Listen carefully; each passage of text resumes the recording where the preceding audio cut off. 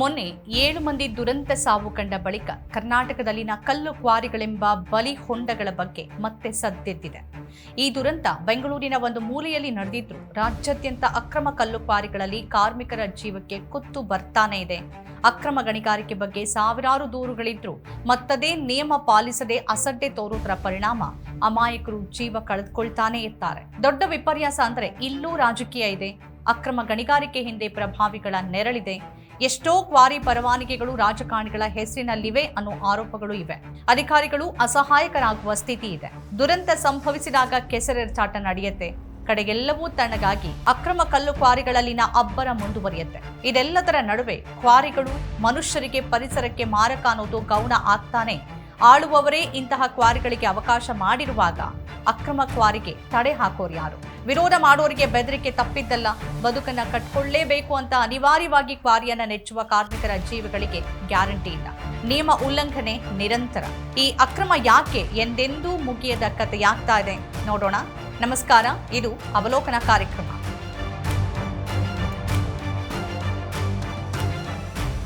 ಬೆಂಗಳೂರಿನ ಹೊರವಲಯದ ತಾವರೆಕೆರೆ ಸಮೀಪದ ಮಾಗಡಿ ರಸ್ತೆಯ ಕಲ್ಲು ಕ್ವಾರಿಯಲ್ಲಿ ಜುಲೈ 2ರಂದು ನಡೆದ ಭೀಕರ ಬಂಡೆ ಕುಸಿತದಲ್ಲಿ 7 ಕಾರ್ಮಿಕರು ಮೃತಪಟ್ಟಿದ್ದಾರೆ. ಒಟ್ಟು 20 ಕಾರ್ಮಿಕರು ಕೆಲಸ ಮಾಡುತ್ತಿದ್ದ ವೇಳೆ ಈ ಅವಘಡ ಸಂಭವಿಸಿದ್ದು. ದಾರುಣವಾಗಿ ಸಾವನ್ನಪ್ಪಿದವರ ಪೈಕಿ 6 ಜನ ಮಧ್ಯಪ್ರದೇಶದ ಮೂಲದವರಾಗಿದ್ದರೆ ಮತ್ತೋರ್ವ ಕಾರ್ಮಿಕ ಕರ್ನಾಟಕದ ಯಾದಗಿರಿ ಜಿಲ್ಲೆಯವರು. ನಿಯಮವನ್ನ ಉಲ್ಲಂಘಿಸಿ ಬಫರ್ ಝೋನ್ ಒತ್ತುವರಿ ಮಾಡಿದ್ದೇ ಈ ದುರಂತಕ್ಕೆ ಕಾರಣ ಎನ್ನಲಾಗಿದೆ. ಘಟನಾ ಸ್ಥಳದಲ್ಲಿ ಪಕ್ಕಪಕ್ಕದಲ್ಲೇ 2 ಕ್ವಾರಿಗಳು ಇದೆ ಅಂತ ವರದಿಗಳು ಹೇಳುತ್ತೆ. ನಿಯಮಗಳ ಪ್ರಕಾರ 2 ಕ್ವಾರಿಗಳ ನಡುವೆ ಕನಿಷ್ಠ 7.5 ಅಡಿ ಜಾಗವನ್ನ ಬಫರ್ ಝೋನ್ ಅಂತ ಬಿಡಬೇಕಾಗತ್ತೆ. ಆದರೆ ಮಾಲೀಕರು ಈ 7.5 ಅಡಿಯ ಬಫರ್ ಝೋನ್ ಜಾಗವನ್ನ ಅಕ್ರಮವಾಗಿ ಒತ್ತುವರಿ ಮಾಡಿಕೊಂಡಿದ್ರು ಅಂತ ಹೇಳಲಾಗಿದೆ. ಅಕ್ರಮ ನಡೆದಿರೋದು ಸಂಬಂಧಪಟ್ಟ ಎಲ್ರಿಗೂ ಗೊತ್ತಿರತ್ತೆ ಮತ್ತು ತಿಳಿದು ಅಕ್ರಮಗಳನ್ನ ಎಸಗ್ತಾನೆ ಇರಲಾಗತ್ತೆ. ಆದರೆ ಬಲಿಯಾಗೋರು ಮಾತ್ರ ಹೊಟ್ಟೆಪಾಡಿಗಾಗಿ ಬಂದ ಅಮಾಯಕರು ಅನ್ನೋದೇ ಸತ್ಯ. ಇಂತಹ ದುರಂತಗಳು ಇದೇ ಮೊದಲಲ್ಲವಾದ್ರೂ ತಡೆಯುವ ಕಳಕಳಿ ಯಾರಿಗಿದೆ ಅನ್ನೋದೇ ದೊಡ್ಡ ಪ್ರಶ್ನೆ. ಕರ್ನಾಟಕದಲ್ಲಿ ಸುಮಾರು 5,000ಕ್ಕೂ ಹೆಚ್ಚು ಕಲ್ಲು ಕ್ವಾರಿಗಳಿವೆ ಮತ್ತು ಅವುಗಳಲ್ಲಿ ಅರ್ಧಕ್ಕರ್ಧ ಅಕ್ರಮ ಕ್ವಾರಿಗಳೇ ಆಗಿದೆ ಅಂತ ವರದಿಗಳೇ ಹೇಳುತ್ತೆ. ಮಂಡ್ಯ ಜಿಲ್ಲೆಯೊಂದರಲ್ಲೇ 1,000ಕ್ಕೂ ಹೆಚ್ಚು ಅಕ್ರಮ ಕ್ವಾರಿಗಳಿವೆ ಅಂತ ಹೇಳಲಾಗುತ್ತೆ. ಬಹುಶಃ ಅಕ್ರಮ ಕಲ್ಲು ಕ್ವಾರಿಗಳ ಹಾವಳಿ ಇಲ್ಲದೆ ಇರುವ ಜಿಲ್ಲೆಗಳೇ ಇಲ್ಲ. ಕಲ್ಲು ಕ್ವಾರಿಗಳು ನಿರ್ಮಾಣ ಉದ್ಯಮಕ್ಕೆ ಅಗತ್ಯವಾದ ಕಲ್ಲು, ಜಲ್ಲಿ ಮತ್ತು ಎಂಸ್ಯಾಂಡ್ ಪೂರೈಸುವ ಪ್ರಮುಖ ಮೂಲಗಳಾಗಿವೆ. ದುಡ್ಡಿನ ಹಿಂದೆ ಬಿದ್ದ ಇವುಗಳ ಮಾಲೀಕರು ಅಗತ್ಯ ಸುರಕ್ಷತಾ ಕ್ರಮಗಳನ್ನು ಕಡೆಗಣಿಸೋದು ಮತ್ತು ಅಕ್ರಮ ಚಟುವಟಿಕೆಗಳಲ್ಲಿ ತೊಡಗುವ ಕಾರಣಕ್ಕೆ ದುರಂತಗಳು ನಡೀತಾ ಇರುತ್ತೆ. ಕರ್ನಾಟಕದಲ್ಲಿ ನಿರ್ಮಾಣ ಉದ್ಯಮಕ್ಕೆ ಅಗತ್ಯವಿರುವ ಕಲ್ಲು ಮತ್ತು ಗ್ರಾನೈಟ್ ಅನ್ನ ಪೂರೈಸುವ ಪ್ರಮುಖ ಜಿಲ್ಲೆಗಳು ಅಂತಂದ್ರೆ ಮಂಡ್ಯ, ಬೆಂಗಳೂರು ದಕ್ಷಿಣ ಮತ್ತು ಬೆಂಗಳೂರು ಗ್ರಾಮಾಂತರ, ರಾಮನಗರ, ಬೆಳಗಾವಿ ಮತ್ತು ಬಾಗಲಕೋಟೆ. ಮಂಡ್ಯದಲ್ಲಿ ಪಾಂಡವಪುರ ಮತ್ತು ಸುತ್ತಮುತ್ತಲಿನ ಪ್ರದೇಶಗಳು ದಕ್ಷಿಣ ಕರ್ನಾಟಕದ ನಿರ್ಮಾಣ ಅಗತ್ಯತೆಗಳಿಗೆ ಕಲ್ಲು ಪೂರೈಸುವ ಪ್ರಮುಖ ಕೇಂದ್ರಗಳಾಗಿವೆ. ಪಾಂಡವಪುರ ಅಂತೂ ಮೈಸೂರು, ಮಂಡ್ಯ, ಕೊಡಗು ಮತ್ತು ಹಾಸನ ಜಿಲ್ಲೆಗಳ ನಿರ್ಮಾಣ ಅಗತ್ಯತೆಗಳನ್ನು ಪೂರೈಸುವ ಪ್ರಮುಖ ಪ್ರದೇಶ ಆಗಿದೆ. ಬೆಂಗಳೂರು ದಕ್ಷಿಣ ಮತ್ತು ಗ್ರಾಮಾಂತರ ಜಿಲ್ಲೆಗಳಲ್ಲಿ ತಾವರೆಕೆರೆ ಮತ್ತು ಮೊನ್ನೆ ದುರಂತ ಸಂಭವಿಸಿದ ಮಾದಾಪಟ್ಟಣ ಮುಂತಾದ ಪ್ರದೇಶಗಳಲ್ಲಿ ಗಣಿಗಾರಿಕೆ ವ್ಯಾಪಕವಾಗಿದೆ. ಇವು ಬೆಂಗಳೂರು ನಗರಕ್ಕೆ ತೀರಾ ಹತ್ರ ಇರುವ ಪ್ರದೇಶಗಳಾಗಿದ್ದು ಸಾಕಷ್ಟು ಕಲ್ಲು ಕ್ರಷರ್ಗಳು ಇಲ್ಲಿವೆ. ರಾಮನಗರ ಕೂಡ ಗ್ರಾನೈಟ್ ಮತ್ತು ಕಲ್ಲು ಕ್ವಾರಿಗಳಿಂದಾನೇ ಗಮನ ಸೆಳೆಯುತ್ತೆ. ಬೆಳಗಾವಿ ಜಿಲ್ಲೆಯಲ್ಲೂ ಕೂಡ ಹಲವು ಕ್ವಾರಿಗಳು ತಲೆ ಎತ್ತಿದ್ದು ಅವುಗಳಲ್ಲಿ ಅಧಿಕೃತವೂ ಇವೆ, ಅನಧಿಕೃತ ಕ್ವಾರಿಗಳು ಕೂಡ ಇದೆ. ಬಾಗಲಕೋಟೆ ಮತ್ತು ಬಳ್ಳಾರಿ ಜಿಲ್ಲೆಗಳಲ್ಲಿ ಬಣ್ಣದ ಗ್ರಾನೈಟ್ ಕಲ್ಲುಗಳನ್ನು ಒದಗಿಸುವ ಕ್ವಾರಿಗಳಿವೆ. ಮಲೆನಾಡು ಮತ್ತು ಕರಾವಳಿಯಲ್ಲೂ ಕಲ್ಲು ಕ್ವಾರಿಗಳು ಜೋರಾಗಿನೇ ಸದ್ದು ಮಾಡ್ತಿವೆ ಅನ್ನೋದು ಜನರ ಜೀವದ ದೃಷ್ಟಿಯಿಂದ ಮಾತ್ರ ಅಲ್ಲ, ಪರಿಸರದ ಕಾರಣಕ್ಕೂ ಆತಂಕದ ಸಂಗತಿ. ಎಲ್ಲಾ ಕಡೆಗಳಲ್ಲೂ ಅಕ್ರಮ ಕಲ್ಲು ಗಣಿಗಾರಿಕೆ ದೊಡ್ಡ ಸವಾಲಾಗಿದೆ. ಬಫರ್ ಝೋನ್ ಉಲ್ಲಂಘನೆ ಮತ್ತು ಲೈಸೆನ್ಸ್ ಇಲ್ಲದೆ ಕಲ್ಲು ಗಣಿಗಾರಿಕೆ ನಡೆಸೋದ್ರಿಂದ ಪರಿಸರ ಮತ್ತು ಕಾರ್ಮಿಕರ ಜೀವಕ್ಕೆ ಅಪಾಯ ಹೆಚ್ಚಿದೆ. ರಾಜ್ಯದಲ್ಲಿನ ಸುಮಾರು 27 ಜಿಲ್ಲೆಗಳಲ್ಲಿ 5,350ಕ್ಕೂ ಹೆಚ್ಚು ಕಲ್ಲು ಕ್ವಾರಿಗಳಿರೋದನ್ನ ವರದಿಗಳು ಗುರುತಿಸಿವೆ. ಜಲ್ಲಿ ಹಾಗೂ ಎಂಸ್ಯಾಂಡ್ಗಳನ್ನು ಉತ್ಪಾದನೆ ಮಾಡುವ ಇವುಗಳ ಪೈಕಿ 2,850ರಷ್ಟು ಕ್ವಾರಿಗಳು ಅಧಿಕೃತ ಪರವಾನಗಿ ಪಡೆದಿವೆ. ಆದರೆ ಉಳಿದ ಸುಮಾರು 2,500ಕ್ಕೂ ಹೆಚ್ಚು ಕ್ವಾರಿಗಳು ಯಾವುದೇ ಪರವಾನಗಿ ಇಲ್ಲದೆ ನಡೀತಿವೆ. ಅಕ್ರಮವಾಗಿ ಭೂಮಿಯನ್ನ ಅಗೆಯಲಾಗ್ತಿದೆ. ಅತಿ ಹೆಚ್ಚು ಅವಘಡಗಳು ಹಾಗೂ ಸಾವು ನೋವುಗಳು ಇಂತಹ ಕ್ವಾರಿಗಳಲ್ಲೇ ಸಂಭವಿಸಿವೆ. ಇನ್ನೂ ವಿಪರ್ಯಾಸ ಅಂದ್ರೆ ಇಂತಹ ಕಲ್ಲು ಕ್ವಾರಿಗಳು ರಾಜಕಾರಣಿಗಳು ಹಾಗೂ ಅವರ ಬೆಂಬಲಿಗರ ಕೃಪೆಯಿಂದಾನೇ ನಡೀತಿದೆ ಅನ್ನೋದು. ಆಳುವ ಮತ್ತು ರಾಜಕಾರಣ ಮಾಡುವ ಎಲ್ಲರೂ ಅಕ್ರಮಗಳ ಎದುರಲ್ಲಿ ಕುರುಡರು. ಯಾಕಂದ್ರೆ ಅವುಗಳ ಹಿಂದೆ ಇರೋದು ಅವರದ್ದೇ ನೆರಳು. ಮಂಡ್ಯ ಜಿಲ್ಲೆಯಲ್ಲಿ ಕೆಆರ್ಎಸ್ಗೆ ಸಮೀಪ ಇರುವ ಪಾಂಡವಪುರದ ಬೇಬಿ ಬೆಟ್ಟದಲ್ಲಿ ಗಣಿಗಾರಿಕೆಯನ್ನ ಜಿಲ್ಲಾಡಳಿತ ನಿಷೇಧ ಮಾಡಿದೆ. ಅದರ ಹೊರತಾಗಿನೂ ಅಲ್ಲಿ ನಿರಂತರವಾಗಿ ಅಕ್ರಮ ಗಣಿಗಾರಿಕೆ ನಡೀತಾನೆ ಇದೆ ಅಂತ ಹೇಳಲಾಗುತ್ತೆ. ಮಂಡ್ಯದಲ್ಲಿನ ಅಕ್ರಮ ಕಲ್ಲು ಗಣಿಗಾರಿಕೆ ಪರಿಸರ ಕಾಳಜಿ ಮತ್ತು ಕೆಆರ್ಎಸ್ ಅಣೆಕಟ್ಟಿನ ಸ್ಥಿರತೆಯ ಬಗ್ಗೆ ಪ್ರಶ್ನೆಗಳನ್ನ ಹುಟ್ಟುಹಾಕುತ್ತೆ. ಬೇಬಿ ಬೆಟ್ಟ ಮತ್ತು ಪಾಂಡವಪುರದ ಸುತ್ತಮುತ್ತಲಿನ ಬೆಟ್ಟಗಳಲ್ಲೇ 300ಕ್ಕೂ ಹೆಚ್ಚು ಕಲ್ಲು ಕ್ವಾರಿಗಳಿರೋದನ್ನ ವರದಿಗಳು ಉಲ್ಲೇಖಿಸುತ್ತೆ. ಇವು 1623 ಎಕರೆ ವ್ಯಾಪ್ತಿಯಲ್ಲಿ ಹರಡಿವೆ.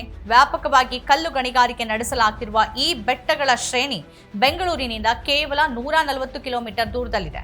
ಉಳಿದಂತೆ ದಕ್ಷಿಣ ಕನ್ನಡ ಜಿಲ್ಲೆಯಲ್ಲಿ 600, ಉಡುಪಿಯಲ್ಲಿ 200, ಬಳ್ಳಾರಿಯಲ್ಲಿ 33, ಕಲಬುರಗಿಯಲ್ಲಿ 50ಕ್ಕೂ ಹೆಚ್ಚು ಅಕ್ರಮ ಗಣಿಗಳಿರುವ ಬಗ್ಗೆ ವರದಿಗಳು ಉಲ್ಲೇಖ ಮಾಡುತ್ತೆ. ದಕ್ಷಿಣ ಕನ್ನಡದ ವಿಟ್ಲ, ಬಜ್ಪೆ, ಕಡಬದಲ್ಲಿ ಈ ಹಿಂದೆ ದೊಡ್ಡ ಪ್ರಮಾಣದ ಸ್ಫೋಟಗಳು ಸಂಭವಿಸಿದ್ರ ಬಗ್ಗೆ ವರದಿಗಳಲ್ಲಿ ಉಲ್ಲೇಖ ಇದೆ. ಚಿಕ್ಕಮಗಳೂರಿನ ಹಲವಾರು ಕಲ್ಲು ಕ್ವಾರಿಗಳು ಮತ್ತು ಕ್ರಷರ್ ಘಟಕಗಳಲ್ಲಿ ಹೆಚ್ಚಿನವು ರಾಜಕಾರಣಿಗಳ ಸಂಬಂಧಿಗಳ ಒಡೆತನದಲ್ಲೇ ಇವೆ ಅಂತ ಹೇಳಲಾಗುತ್ತೆ. ತುಮಕೂರು, ಶಿವಮೊಗ್ಗ, ಬಳ್ಳಾರಿ, ದಾವಣಗೆರೆ ಸೇರಿದಂತೆ ಹಲವಾರು ಜಿಲ್ಲೆಗಳಲ್ಲಿ ಅಕ್ರಮ ಕಲ್ಲು ಕ್ವಾರಿಗಳ ಅಬ್ಬರ ಜೋರಾಗಿನೇ ಇರುವ ಆರೋಪಗಳಿವೆ. ಹೊಸಪೇಟೆಯಂತಲ್ಲಿ ತುಂಗಭದ್ರಾ ನದಿ ಪಾತ್ರಕ್ಕೆ ಹೊಂದಿಕೊಂಡೇ ಅಕ್ರಮ ಗಣಿಗಾರಿಕೆ ನಡೆಯೋದರ ಬಗ್ಗೆ ದೂರುಗಳಿವೆ. ಗದಗಿನ ಕಪ್ಪತ್ತಗುಡ್ಡಾನು ಅಕ್ರಮ ಗಣಿಗಾರಿಕೆಯಿಂದ ಸೊರಗಿದೆ. ಪ್ರಭಾವಿ ರಾಜಕಾರಣಿಗಳ ಆಟಾನೇ ಇಲ್ಲೂ ನಡೀತಾ ಇದೆ. ಬಾಗಲಕೋಟೆ, ಕೊಪ್ಪಳಗಳಲ್ಲೂ ಅಕ್ರಮ ಕಲ್ಲು ಕ್ವಾರಿಗಳದ್ದೇ ಹಾವಳಿ. ಹುನಗುಂದದ ಚಿತ್ತವಾಡಗಿ ಕೆರೆ 1990ರಿಂದಲೂ ನಡೀತಿರುವ ಗಣಿಗಾರಿಕೆಯಿಂದಾಗಿ ಅವನತಿಯ ಅಂಚನ ಮುಟ್ಟಿದೆ ಅನ್ನೋದನ್ನ ವರದಿಗಳು ಹೇಳುತ್ತೆ. ಅಕ್ರಮ ಕಲ್ಲು ಕ್ವಾರಿ ದಂಧೆ ಇಡೀ ರಾಜ್ಯವನ್ನೇ ವ್ಯಾಪಿಸಿಕೊಂಡಿದೆ ಅನ್ನೋದು ಸ್ಪಷ್ಟ. ಹೇಳಲಾಗುವ ಪ್ರಕಾರ ಗಣಿ ಮತ್ತು ಭೂ ವಿಜ್ಞಾನ ಇಲಾಖೆ ನೀಡಿರುವ ಕಲ್ಲು ಕ್ವಾರಿ ಗುತ್ತಿಗೆಗಳಿಗೂ ವಾಸ್ತವಿಕವಾಗಿ ನಡೀತಿರುವ ಗಣಿಗಾರಿಕೆಗಳಿಗೂ ತಾಳಮೇಳನೇ ಇಲ್ಲ. ಅಕ್ರಮ ಕಲ್ಲು ಕ್ವಾರಿ ಮತ್ತಿತರ ಚಟುವಟಿಕೆಗಳಿಗೆ ಸಂಬಂಧಪಟ್ಟಂತೇನೆ ಸುಮಾರು 10,000ದಷ್ಟು ಪ್ರಕರಣಗಳಿರುವ ಬಗ್ಗೆ ಈ ಹಿಂದೆನೇ ವರದಿಗಳಿದ್ವು. ವರ್ಷಕ್ಕೆ 16,000 ಕೋಟಿ ವಹಿವಾಟು ನಡೆಸುವ ಅಕ್ರಮ ಕಲ್ಲು ಕ್ವಾರಿಗಳು ರಾಜಕಾರಣಿಗಳ ಕೃಪಾ ಕಟಾಕ್ಷವಿಲ್ಲದೆ ನಡೆಯೋದಕ್ಕೆ ಸಾಧ್ಯನೇ ಇಲ್ಲ. ಹಾಗಾಗಿನೇ ಕಲ್ಲು ಕ್ವಾರಿಗಳ ಹಿಂದಿರುವ ರಾಜಕೀಯ ಸಾಧಾರಣವಾದುದಲ್ಲ. ಸ್ವಲ್ಪ ಹಿಂದಿನ ವರದಿಯೊಂದು ಉಲ್ಲೇಖ ಮಾಡಿರುವ ಪ್ರಕಾರ ರಾಜ್ಯದಲ್ಲಿ 2353 ಎಕರೆಗಳಿಗೂ ಹೆಚ್ಚು ವಿಸ್ತೀರ್ಣದ 500ಕ್ಕೂ ಹೆಚ್ಚು ಗ್ರಾನೈಟ್ ಮತ್ತು ಅಲಂಕಾರಿಕ ಶಿಲೆಗಳ ಗಣಿ ಗುತ್ತಿಗೆಗಳನ್ನು ನೀಡಲಾಗಿದೆ. ಹಾಗೆಯೇ ಕಟ್ಟಡ ಕಲ್ಲು, ಕೆಂಪು ಕಲ್ಲು ಗಣಿಗಾರಿಕೆಗೆ 2490ಕ್ಕೂ ಹೆಚ್ಚು ಗುತ್ತಿಗೆಗಳನ್ನು ನೀಡಲಾಗಿದ್ದು ಈ ಕಲ್ಲು ಕ್ವಾರಿಗಳ ವಿಸ್ತೀರ್ಣ 10,500 ಎಕರೆಗಳಿಗೂ ಹೆಚ್ಚಿದೆ. ಆದರೆ ವಾಸ್ತವದಲ್ಲಿ ಹಲವು ಪಟ್ಟುಗಳಷ್ಟು ಹೆಚ್ಚು ವಿಸ್ತೀರ್ಣದಲ್ಲಿ ಗಣಿಗಾರಿಕೆ ನಡೀತಿದೆ ಅನ್ನೋದು ಅಧಿಕಾರಿಗಳಿಗೂ ಗೊತ್ತಿದೆ. ಕಲ್ಲು ಕ್ವಾರಿಗಳ ಅಬ್ಬರದ ಹಿಂದೆ ರಾಜಕಾರಣಿಗಳ ಪ್ರಭಾವ ಇರೋದು ರಹಸ್ಯದ ವಿಷಯವೇನಲ್ಲ. ಎಲ್ಲ ದೊಡ್ಡ ರಾಜಕಾರಣಿಗಳ ಬಿಳಿ ಸೋಗಿನ ಅಡಿಯಲ್ಲೇ ಅಕ್ರಮ ಗಣಿ ಧೂಳಿನ ಕಳಂಕ ಇದೆ. ಅನೇಕರು ಅಕ್ರಮ ಕಲ್ಲು ಗಣಿಗಾರಿಕೆಯ ಆರೋಪವನ್ನ ಹೊತ್ತವರೇ ಆಗಿದ್ದಾರೆ. ಎಷ್ಟೋ ಕ್ವಾರಿಗಳು ರಾಜಕಾರಣಿಗಳ ಇಲ್ಲ ಅಂತಂದ್ರೆ ಅವರ ಕುಟುಂಬಸ್ಥರು, ಸಂಬಂಧಿಗಳ ಹೆಸರಲ್ಲೇ ಇದೆ ಅಂತ ಹೇಳಲಾಗುತ್ತೆ. ಇಲ್ಲದೆ ಇದ್ರೆ ಬೇನಾಮಿ ಹೆಸರಲ್ಲಿದ್ದು ತೆರೆಮರೆಯಲ್ಲಿ ನಿಯಂತ್ರಣ ಮಾಡೋರು ಅವರೇ ಆಗಿರ್ತಾರೆ. ಬೆಂಗಳೂರು ನಗರ, ಗ್ರಾಮಾಂತರ, ಚಿಕ್ಕಬಳ್ಳಾಪುರ, ಕೋಲಾರ, ಚಾಮರಾಜನಗರ ಸೇರಿದಂತೆ ಎಲ್ಲಾ ಕಡೆನೂ ಅಕ್ರಮ ಕಲ್ಲು ಗಣಿಗಾರಿಕೆ ನಡೀತಿರೋದು ಗಣಿ ಇಲಾಖೆಗೂ ಗೊತ್ತಿದೆ. ಆದರೆ ಪ್ರಭಾವಿ ರಾಜಕಾರಣಿಗಳ ಎದುರಲ್ಲಿ ಅಧಿಕಾರಿಗಳು ಅಸಹಾಯಕರು ಅನ್ನೋದನ್ನ ವರದಿಗಳು ಹೇಳುತ್ತೆ. ಕೆಲ ವರ್ಷಗಳ ಹಿಂದೆ ಬೇಬಿ ಬೆಟ್ಟದಲ್ಲಿನ ಗಣಿಗಾರಿಕೆ ವಿಷಯ ಆಗಿನ ಸಂಸದೆ ಸುಮಲತಾ ಮತ್ತು ಜೆಡಿಎಸ್ ನಾಯಕ ಕುಮಾರಸ್ವಾಮಿ ನಡುವೆ ಪರಸ್ಪರ ಕೆಸರೆರಚಾಟಕ್ಕೆ ಕಾರಣ ಆಗಿತ್ತು. ಜೆಡಿಎಸ್ ನಾಯಕರ ಹಿಡಿತದಲ್ಲೇ ಎಷ್ಟೋ ಕ್ವಾರಿಗಳು ಇದೆ ಅಂತ ಹೇಳಲಾಗ್ತಿದ್ದು, ಸುಮಲತಾ ಈ ಪ್ರದೇಶದಲ್ಲಿನ ಅಕ್ರಮ ಗಣಿಗಾರಿಕೆ ವಿರುದ್ಧ ತಮ್ಮ ಅಭಿಯಾನವನ್ನ ಶುರು ಮಾಡಿದಾಗ ಅದು ರಾಜಕೀಯ ಬಣ್ಣವನ್ನ ಪಡೆದುಕೊಂಡಿತ್ತು. ಸ್ಥಳೀಯರೇ ಹೇಳೋ ಪ್ರಕಾರ ಮಂಡ್ಯ ಜಿಲ್ಲೆಯ ವಿವಿಧ ಭಾಗಗಳಲ್ಲಿ ಅಕ್ರಮ ಗಣಿಗಾರಿಕೆ ನಡೆಸ್ತಿರೋದು ಸ್ಪಷ್ಟವಾಗಿದ್ರು ಕುಮಾರಸ್ವಾಮಿ ಮತ್ತು ಸುಮಲತಾ ನಡುವಿನ ಜಗಳ ಅವರವರ ರಾಜಕೀಯ ಹಿತಾಸಕ್ತಿಯದ್ದಾಗಿತ್ತು. ಅಕ್ರಮ ಕಲ್ಲು ಕ್ವಾರಿಗಳು ತೆಗೆದುಕೊಂಡಿರುವ ಬಲಿ ಎಷ್ಟು ಅಂತ ನೋಡೋದಕ್ಕೆ ಹೊರಟ್ರೆ ಆಘಾತ ಆಗತ್ತೆ. ಇಂತಹ ಅಕ್ರಮ ಗಣಿಗಳಲ್ಲಿ ದುರಂತ ಹಾಗೂ ಸಾವು ನೋವು ಅತಿಯಾಗಿ ಸಂಭವಿಸುತ್ತಿವೆ. ಕ್ವಾರಿ ದುರಂತಗಳಿಗೆ ಪ್ರಮುಖ ಕಾರಣ ಅಂತಂದ್ರೆ ಲೈಸೆನ್ಸ್ ಇಲ್ಲದೆ ಅಥವಾ ನಿಗದಿತ ಮಿತಿಗಿಂತ ಆಳವಾಗಿ ಮತ್ತು ನಿಯಮಗಳನ್ನ ಗಾಳಿಗೆ ತೂರಿ ಕಲ್ಲುಗಳನ್ನ ತೆಗೆಯೋದು, ಸ್ಫೋಟಕಗಳನ್ನ ಬಳಸುವಾಗ ಅಥವಾ ಬಂಡೆಗಳನ್ನ ಸರಿಸುವಾಗ ಕೆಳಗಡೆ ಕೆಲಸ ಮಾಡೋ ಕಾರ್ಮಿಕರಿಗೆ ಮುನ್ಸೂಚನೆಯನ್ನೇ ನೀಡದೇ ಇರೋದು, ಹಿಟಾಚಿ ಅಥವಾ ಜೆಸಿಬಿ ಮುಂತಾದ ಭಾರಿ ಯಂತ್ರಗಳನ್ನ ನಿರ್ಲಕ್ಷ್ಯದಿಂದ ಬಳಸೋದು. ಈಗ ಮೊನ್ನೆ ಮಾಗಡಿಯಲ್ಲಿ 7 ಮಂದಿ ಬಲಿಯಾದ ಬೆನ್ನಲ್ಲೇ ಚಿಕ್ಕಬಳ್ಳಾಪುರ ಜಿಲ್ಲೆಯಲ್ಲೂ ಕಲ್ಲು ಕ್ವಾರಿ ದುರಂತದಲ್ಲಿ ಓರ್ವ ಕಾರ್ಮಿಕ ಸಾವನ್ನಪ್ಪಿದ್ದಾನೆ. ಚಿಕ್ಕಬಳ್ಳಾಪುರ ತಾಲೂಕಿನ ಪೇರಸಂದ್ರ ಸಮೀಪದ ಕ್ವಾರಿಯಲ್ಲಿ ಈ ದುರ್ಘಟನೆ ನಡೆದಿದೆ. ಕ್ವಾರಿಯಲ್ಲಿ ಕೆಲಸ ಮಾಡ್ತಾ ಇದ್ದ ವೇಳೆ ಕಂಪ್ರೆಸರ್ ಟ್ರಾಕ್ಟರ್ ಆಯತಪ್ಪಿ ಸುಮಾರು 30 ಅಡಿ ಆಳಕ್ಕೆ ಬಿದ್ದ ಪರಿಣಾಮವಾಗಿ ಗಂಭೀರವಾಗಿ ಗಾಯಗೊಂಡಿದ್ದ ಕಾರ್ಮಿಕ ಕಡೆಗೆ ಆಸ್ಪತ್ರೆಯಲ್ಲಿ ಮೃತಪಟ್ಟಿದ್ದಾರೆ. ಚಾಮರಾಜನಗರ ಜಿಲ್ಲೆಯ ಬಿಸಲವಾಡಿ ಹಾಗೂ ಗುಂಡ್ಲುಪೇಟೆ ತಾಲೂಕಿನ ಮಾದಹಳ್ಳಿಯಲ್ಲಿ 2022ರಲ್ಲಿ ನಡೆದ ಪ್ರತ್ಯೇಕ ಕಲ್ಲು ಕ್ವಾರಿ ಅಪಘಾತಗಳಲ್ಲಿ ಬಂಡೆಗಳು ಉರುಳಿ ಬಿದ್ದಾಗ ಒಟ್ಟು 7 ಕಾರ್ಮಿಕರು ದುರ್ಮರಣಕ್ಕೀಡಾಗಿದ್ರು. ಶಿವಮೊಗ್ಗ ತಾಲೂಕಿನ ಹುಣಸೋಡು ಗ್ರಾಮದಲ್ಲಿ 2021ರಲ್ಲಿ ನಡೆದ ಭೀಕರ ಜಿಲೆಟಿನ್ ಸ್ಫೋಟದಲ್ಲಿ 8 ಮಂದಿ ಕಾರ್ಮಿಕರು ಮೃತಪಟ್ಟಿದ್ರು. ಈ ಸ್ಫೋಟದ ತೀವ್ರತೆಗೆ ಸುತ್ತಮುತ್ತಲಿನ 100ಕ್ಕೂ ಹೆಚ್ಚು ಮನೆಗಳು ಬಿರುಕು ಬಿಟ್ಟಿದ್ವು. ಚಿಕ್ಕಬಳ್ಳಾಪುರದ ಹಿರೇನಾಗವಲ್ಲಿಯಲ್ಲೂ 2021ರಲ್ಲಿ ಜಿಲೆಟಿನ್ ಸ್ಫೋಟಗೊಂಡು 6 ಮಂದಿ ಕಾರ್ಮಿಕರು ಸಾವನ್ನಪ್ಪಿದ್ರು. 2018ರಲ್ಲಿ ಕೊಪ್ಪಳ ಜಿಲ್ಲೆಯಲ್ಲಿ ಅಕ್ರಮ ಗಣಿಗಾರಿಕೆ ಮೇಲಿನ ದಾಳಿ ಹೋದ ಅಧಿಕಾರಿಯೊಬ್ಬರು ಸ್ಫೋಟಕ್ಕೆ ಬಲಿಯಾಗಿದ್ರು. ಉಡುಪಿ ಜಿಲ್ಲೆಯ ಕಾರ್ಕಳದಲ್ಲಿ 2018ರಲ್ಲಿ ಜಿಲೆಟಿನ್ ಸ್ಫೋಟಗೊಂಡು 2 ಕಾರ್ಮಿಕರು, 2004ರಲ್ಲಿ ಕಂಪ್ರೆಸರ್ ಸ್ಫೋಟಗೊಂಡು 4 ಮಂದಿ ಮೃತಪಟ್ಟಿದ್ರು.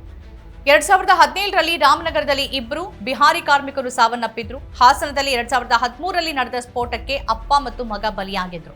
2007ರಲ್ಲಿ ಚಾಮರಾಜನಗರದಲ್ಲಿ ಸ್ಫೋಟಕ್ಕೆ 5 ಬಲಿಯಾಗಿದ್ರು. ಇದಲ್ಲದೆ ಅನೇಕ ಕಡೆ ಕ್ವಾರಿಗಳನ್ನ ಹಾಗೇನೆ ಬಿಡಲಾಗಿರುತ್ತೆ. ಮಳೆ ಬಂದಾಗ ಅವುಗಳಲ್ಲಿ ನೀರು ತುಂಬಿಕೊಂಡು ಅಂತಹ ಹೊಂಡಗಳಲ್ಲಿ ಈಜೋಕ್ ಹೋಗಿ ಪ್ರತಿ ವರ್ಷ ಅಪಾರ ಸಂಖ್ಯೆಯಲ್ಲಿ ಮಕ್ಕಳು ಮತ್ತು ಯುವಕರು ಸಾವನ್ನಪ್ತಾರೆ. ಒಂದು ಅಂದಾಜಿನ ಪ್ರಕಾರ ಇಂತಹ ಕ್ವಾರಿ ಹೊಂಡಗಳು ರಾಜ್ಯದಲ್ಲಿ ಪ್ರತಿ ವರ್ಷ 20ಕ್ಕೂ ಹೆಚ್ಚು ಬಲಿಯನ್ನ ಪಡೆಯುತ್ತೆ ಅಂತ ವರದಿಗಳಿವೆ. ರಾಜ್ಯದಲ್ಲಿ ಇತ್ತೀಚಿನ ವರ್ಷಗಳಲ್ಲಿ ಅಕ್ರಮ ಗಣಿಗಾರಿಕೆಗೆ ಸಂಬಂಧಪಟ್ಟಂತೆ ಸಾವಿರಾರು ಪ್ರಕರಣಗಳು ದಾಖಲಾಗಿದ್ರು ನಿಯಮಗಳನ್ನ ಕಟ್ಟುನಿಟ್ಟಾಗಿ ಪಾಲಿಸದ ಕಾರಣ ಕಾರ್ಮಿಕರ ಜೀವಕ್ಕೆ ಕುತ್ತು ಬರ್ತಾನೆ ಇದೆ. ಕಲ್ಲು ಕ್ವಾರಿಗಳಲ್ಲಿನ ಅಕ್ರಮ ಚಟುವಟಿಕೆಗಳು ಜನರ ಜೀವ ಬಲಿ ತೆಗೆದುಕೊಳ್ತಿರೋದು ಒಂದ್ ಕಡೆಯಾದ್ರೆ ನಿರಂತರವಾಗಿ ಜನರ ಆರೋಗ್ಯದ ಮೇಲೂ ದುಷ್ಪರಿಣಾಮ ಬೀರ್ತಿವೆ. ಪರಿಸರದ ದೃಷ್ಟಿಯಿಂದಂತೂ ಇವು ಕೊನೆ ಇಲ್ಲದ ಮಾರಕವಾಗಿ ಪರಿಣಮಿಸಿವೆ. ಕ್ವಾರಿಗಳಲ್ಲಿ ಕಲ್ಲೊಡೆಯುವಾಗ ಮತ್ತು ಪುಡಿ ಮಾಡುವಾಗ ಬರುವ ದಟ್ಟವಾದ ಧೂಳು ಸುತ್ತಮುತ್ತಲಿನ ಗಾಳಿಯನ್ನ ಸಂಪೂರ್ಣವಾಗಿ ಮಲಿನಗೊಳಿಸುತ್ತೆ. ಇದು ಜನರ ಉಸಿರಾಟದ ಮೇಲೆ ತೀವ್ರ ಪರಿಣಾಮ ಬೀರುತ್ತೆ. ಭಾರೀ ಯಂತ್ರಗಳು ಮತ್ತು ಸಿಡಿಮದ್ದುಗಳನ್ನ ಸ್ಫೋಟ ಮಾಡೋದ್ರಿಂದ ಶಬ್ದ ಮಾಲಿನ್ಯ ಉಂಟಾಗ್ತಾನೆ ಇರುತ್ತೆ. ಕಲ್ಲು ಗಣಿಗಾರಿಕೆಯಿಂದ ಮಣ್ಣಿನ ಫಲವತ್ತತೆ ನಾಶವಾಗುತ್ತೆ ಮತ್ತು ಸ್ಥಳೀಯ ಜಲ ವಿಜ್ಞಾನಕ್ಕೆ ಧಕ್ಕೆಯಾಗುತ್ತೆ. ಆಳವಾದ ಕಲ್ಲು ಗಣಿಗಾರಿಕೆಯಿಂದಾಗಿ ಸುತ್ತಮುತ್ತಲಿನ ಪ್ರದೇಶದ ಬೋರ್ವೆಲ್ಗಳು ಬತ್ತಿ ಹೋಗ್ತಿವೆ. ಸ್ಫೋಟಕಗಳ ಬಳಕೆಯಿಂದ ಭೂಮಿಯ ಪದರಗಳು ಸಡಿಲಗೊಂಡು ಮಣ್ಣಿನ ಸವಕಳಿ ಹೆಚ್ಚಾಗುತ್ತೆ.